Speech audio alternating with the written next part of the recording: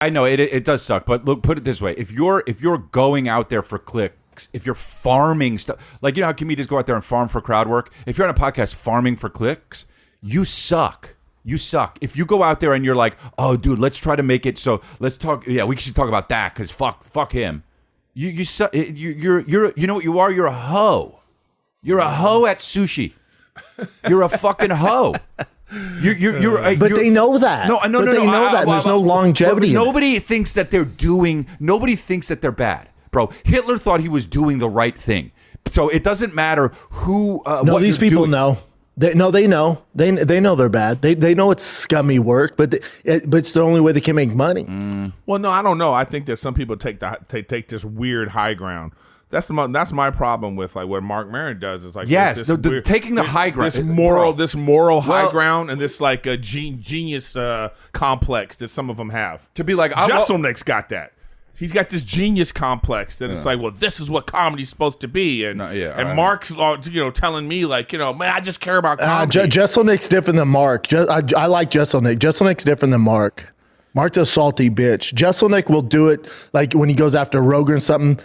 It's still in a funny way, and it's kind of his thing, right? Being kind of that asshole. Yeah, well, I don't know. I don't mind Jeselnik. I don't know. Anthony's my friend. I like Tell Jeselnik. him to his face. No, yeah, I don't like this. Yeah, I don't like that shit. He was talking about Matt. I hit him up. I was like, yo, dude, did you watch it? I was like, I directed that special. And he was like, oh, I didn't watch it. I said, oh, okay. That shit just makes me feel bad. I mean, like I personally, I like Jeselnik whenever I see him. I just don't like that. I don't like that. Jeselnik's awesome. He's a dark comic though. That's his thing. I know. But it's not Mark's thing. I know, but when you carry it over into a podcast saying, yeah, fucking this person sucks. And you don't even know. Yeah. Maron doesn't even have. He doesn't even know that Matt has an act. Like that, Matt has an act. Yeah. You don't have to think it's funny. Crazy.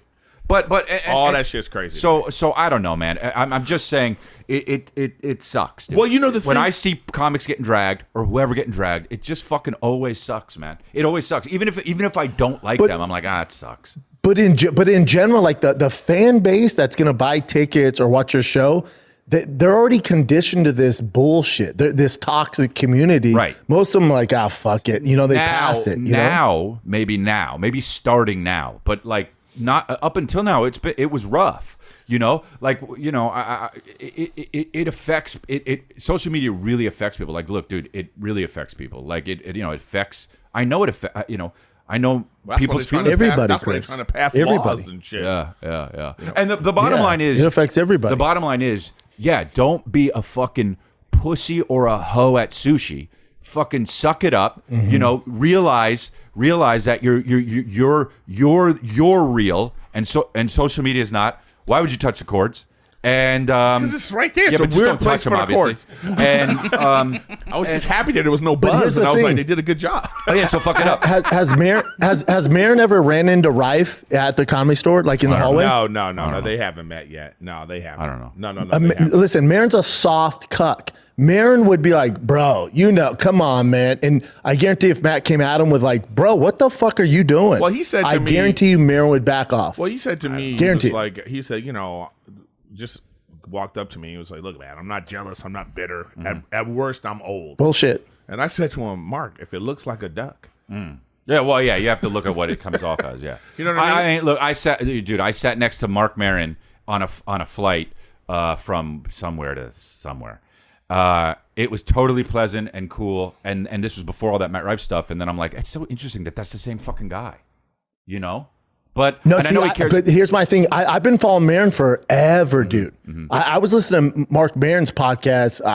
How long? 15 years now? Like, I'm a fan of Marc Maron, his podcast. I like Maron.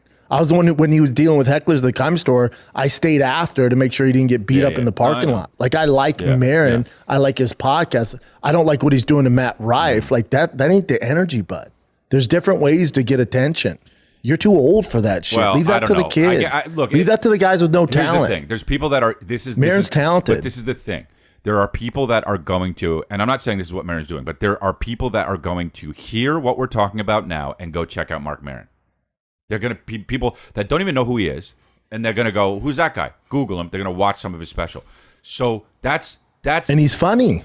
Yeah, no, yeah. I mean, Maron says when some of his stuff is fucking great. Okay, so when you go, Maron's great. When you go to watch his stuff and then you see him, that's a win. That's a win in his eyes for him. Yeah, but Chris, but here's sure. But it doesn't take away from Chris D'Elia fans or Griffin fans. No one's gonna be like, well, no, I know. Fucking Marc Maron said this. It doesn't matter. I know, but my point is, it's not like they're not gonna stop watching you. No, I know that. But the point is, that's why, and I'm not saying that's why Maron does it, because I don't know if that's why he does it, but that's why people do that. That's why people go out and say, let's talk shit about fucking Matt Rife. Let's talk shit about this guy. Let's talk shit about that guy. It'll get clicks. You see those videos, it's like, they say fucking Tom Segura, Andrew Schutz, they all fell off. It's like, they all have like 300,000 views. And you're like, what? All of us have one of those on here. Yeah. I had one that said I was going to prison like 2 weeks ago. Oh, really? That's hilarious. Yeah, but like, Yeah, but hilarious. people click on that, and that's. Well, listen, man. Yeah, it doesn't matter. Look, this is just like political ads. They're proven that negative political ads are more effective than the others. Right. And in this There you go, business, Eric. it's the same thing. Yeah. Negativity pushes all the content. Mm-hmm. You know, and you know what's interesting is how like, And that's a problem. I've been watching Ralph Balbosa right now. Mm-hmm. You know, so he got a special, but He's great. It's weird how it's so different now. So he went on Rogan, and then he went on Club Shay Shay, and now that's He went on the Flagrant. thing. It's not the Tonight Show. Yeah. It's not. You know what I mean? Well, because those aren't fans. It's Like none those of that people, stuff. they're This is not like, gonna be into Ralph. It's crazy Yeah. that how this is driving business. You know what I mean? And then of course when you go on Club Shay Shay, you got to talk about like you know he talked about George Lopez not being nice and you know you know what I mean. It's like now Cat Williams. You know I think what Cat Williams shit. I think what Cat Williams did on Club Shay Shay is now like you know you want to get on that. 90 million views. But that's so. But that, bro, it's like everyone's like, oh yeah, and then Cat Williams' tickets shot up. It's like, bro, I to go on there and talk shit about the whole community and get facts wrong, bro. Like, you know what I mean? Like, not everything he said was right. To get on there and talk shit and shit is wrong, and then fucking Cedric the Entertainer is like, what the fuck? Well, I haven't thought of Cat Williams in fucking 10 years. Yeah. And that sucks for Cedric the Entertainer. Well, the other one, the big beef right now that is the other. What's that comic? Ali Sadiq or whatever. Like, there's like a big. Yeah, he's great. He's good. But him and Kat are like, oh, dude, I don't subscribe to any of that shit. because Bro. Kat was on what's his name? These people are all- Carmelo Anthony's podcast. Who the fuck is that? Carmelo Who the fuck Anthony, is the anyone, great Denver Nugget. The He basketball. won a player. national championship as a freshman with I thought it was a Syracuse. Come candy on, bar. I don't Chris. fucking know, dude. There's too many people. He was dating Lala? Dude, there's too many fucking people. Fair. Look at my boy. Aw. Okay, there was a lot to unpack there. Schaub really thinks he was a successful stand-up comedian. First and foremost, did he just claim that he was Marc Maron's like protector from hecklers? Truly sad, truly pathetic. These guys are just now going off over the whole Marc Maron thing. Of course, Schaub is defending Jeselnik, who hates Brendan Schaub, by the way. Anthony Jeselnik despises Brendan Schaub and makes fun of Schaub all the time. But Schaub doesn't even realize that. But Schaub did admit of course he watches all the videos about him. Hell, he sued me over my videos about him. And then he said, what was that? He watched a video the other week claiming he's going to prison. Well, you are getting sued for fraud, wire fraud, tax fraud, conspiracy. You are getting sued for that stuff, and you'll never talk about it on air except accidentally sometime from now when you'll say something that completely screws up the case and you'll get in trouble like you did during our lawsuit.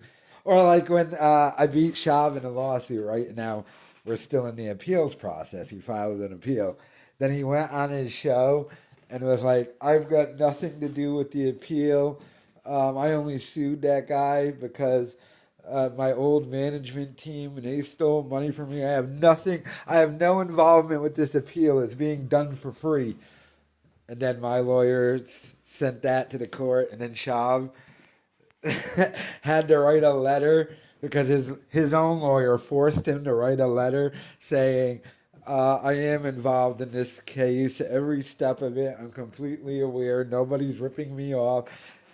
The man is a pathological liar and a fraud. So, will Bappa actually end up in jail? I don't know. You're probably going to lose that lawsuit because they got a whistleblower, a chick who already got millions, and she's coming out against Schaub. So, but he admitted he watches everything. They're upset because the people who talk about these guys get more views than these guys. These guys could never have survived at the Comedy Cellar table with Colin Quinn and Patrice and Kevin Hart and Jim Norton and Florentine and Voss and stuff like that. So, like, they're just butthurt. They're extremely butthurt. You almost feel bad for D'Elia because he's been reduced to doing a show with these bums. I like how Potato Head, though, trashed Anthony Jeselnik. And Schaub tried defending him, and Montez was like, oh, no, he's a friend of mine, but I let him know because he directed Matt Rife's special. That's probably the thing that pissed him off the most. But, yeah, these guys have been going off this entire episode. So far, so good. But, I mean, Schaub, he was Marc Maron's protector. And then he called Mark a cuck. Yeah, all because he went after Daddy Rogan, who won't even hang out with Schaub anymore. But let me know your thoughts in the comments.